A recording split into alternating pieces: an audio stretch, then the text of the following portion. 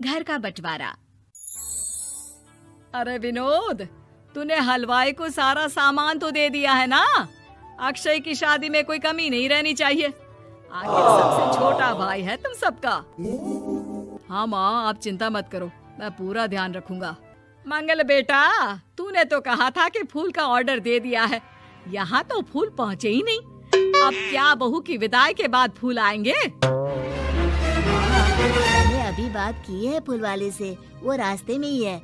आप किशोर भैया से क्यों नहीं कहती कुछ करने को? किशोर पहले ही मेरे बताए काम कर रहा है। पास के सभी रिश्तेदारों और मोहल्ले वालों को कार्ड वही तो देकर आया था। रिसेप्शन के लिए हॉल भी उसी ने बुक किया था। टेंट कुर्सी वालों को भी तो वही देख रहा है। पर कई मोहल्ले वाले तो हमारे भरे पूरे परिवार से जलते भी हैं। उन्हें बुलाने की क्या जरूरत थी? बेटा, शादी ब्याह में तो बुलाना ही पड़ता है, नहीं तो लोग क्या कहेंगे? दादी दादी देखो ना, हलवाई अंकल हमें लड्डू नहीं दे रहे, आप इनको डांटो ना। अरे चैन सुख दे देना बच्चों को लड्डू, क्यों तंग कर रहा है इन्हें? बीबी जी, मैं कहाँ मना कर रहा हूँ, लेकिन लड्डू बनते ही ये बच्चे उठा उठा कर खा लेते हैं। अरे मैं तो इन्हें थाल में रख के परोस भी नहीं पा रहा। भागो, अब कोल्ड ड्रिंक पीने चलते हैं। भागो भागो, अब कोल्ड ड्रिंक पीने चलते हैं। जैसे कि आप देख रहे हैं, आज इस घर के सबसे छोटे बेटे अक्षय की शादी है। घर में बहुत चहल पहल है।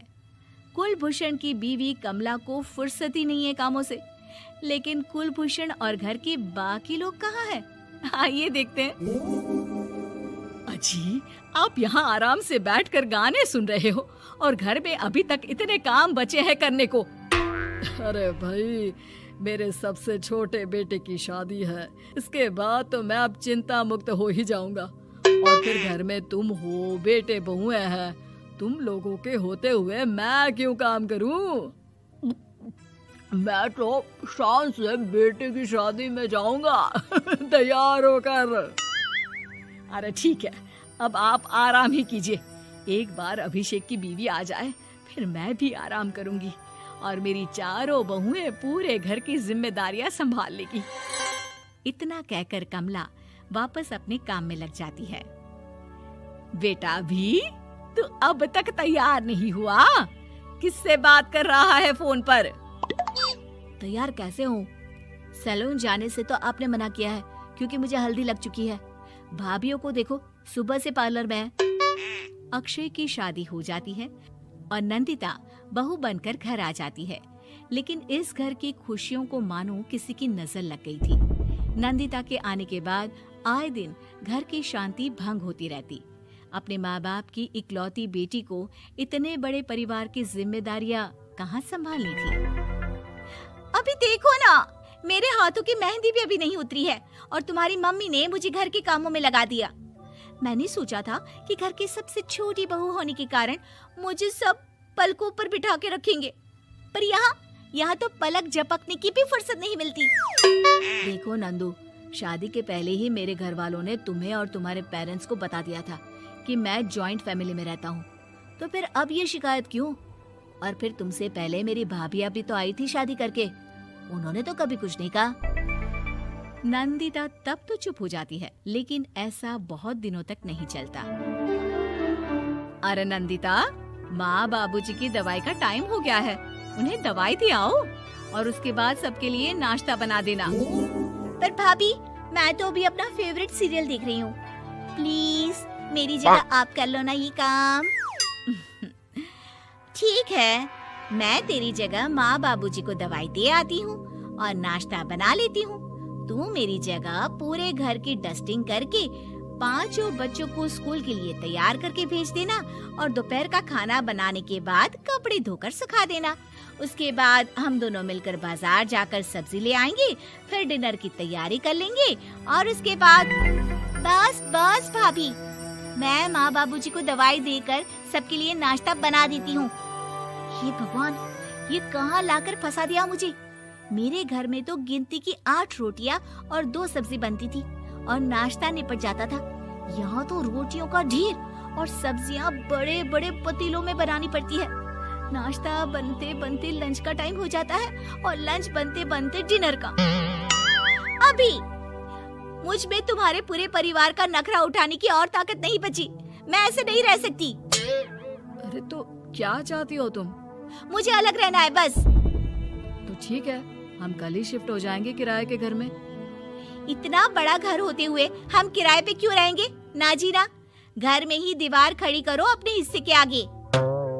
घर के साथ साथ घर की खुशियों में भी दीवार खींच जाती है। ऐसे ही कई महीने बीत जाते हैं और नंदिता माँ बन जाती है। बच्चे के आने से अभिषेक के कंधों पर खर्चों का बोझ आ पड़ता है। अभिषेक का बोझ कम करने के लिए नंदिता भी पार्ट टाइम जॉब कर लेती है, लेकिन इससे उसके सर पर नौकरी, घर और बच्चे की जिम्मेदारी बढ़ जाती है। नंदिता, ये क्या है? तुमने घर भी ठीक से साफ नहीं किया, ना ही मेरे कपड़े धुले हैं। चिंटू के बाल भी कटवाने जाना था, देखो उसके बाल कितने बढ़ गए हैं। अरे करती क्या हो पूरा दिन तुम? मैं करती क्या हूँ? तुम्हारा नाश्ता और लंच बनाने के बाद चिंटू को डे केयर सेंटर पर छोड़ कर आती हूँ, फिर खुद ऑफिस जाती हूँ।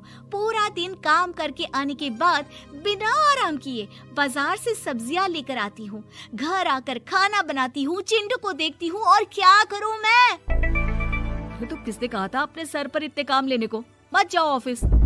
ऑफिस जाए बिना घर के खर्चे कहाँ से पूरे होंगे? चिंटू की डे केयर का खर्च, उसके लिए बेबी फूड का खर्च, प्रेस वाले का खर्च, ये सब तुम्हारी सैलरी से होता नहीं है। अगर परिवार से अलग नहीं होती तो इतनी मुसीबतें नहीं उठानी पड़ती तुम्हें परिवार के साथ मिलकर काम करने में दिक्कत थी, लेकिन काम तो अब भी बहुत है तुम्हारे सर पर। चिंटू को भी डे केयर भेजने की जरूरत नहीं पड़ती। उसको गोद में खिलाने के लिए दादा दादी और घर के सभी बड़े होते। उसके साथ खेलने के लिए उसके भाई बहन भी होते।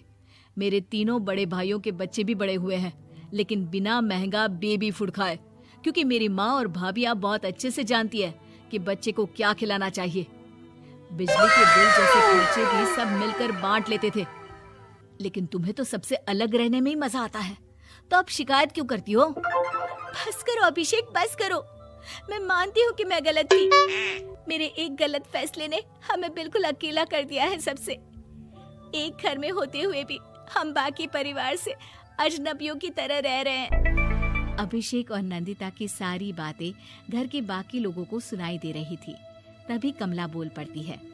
अरे नंदिता बहू, किसने कहा कि तुम अकेले हो? तुम्हारा इतना भरा पूरा परिवार है ना तुम्हारे साथ। हम तो बस ये चाहते थे कि तुम अपनी गलती समझ जाओ। अगर हम तुम्हें समझाते तो शायद तुम ना समझती, लेकिन अपनी गलती का एहसास तुम्हें खुद हो गया है, तो अब तुम समझ चुकी हो परिवार में एक साथ रहने का मोल क्या होता है। मम्मी जी, मुझे माफ कर दीजिए, अब ऐसा दोबारा कभी नहीं होगा। अरे माफी बाद में, पहले मेरा पोता जरा मेरी गोद में तो दे, और तू जाकर सबके लिए चाय बना ला। ऐसी ही रोचक और मजेदार कहानियों के लिए अभी सब्सक्राइब करें वायरल रूटेड स्टूडियो VRS को और बेल आइकन जरूर दबाएं, ताकि आप कभी भी कोई भी एक्साइटिंग स्टोरी मिस ना करें।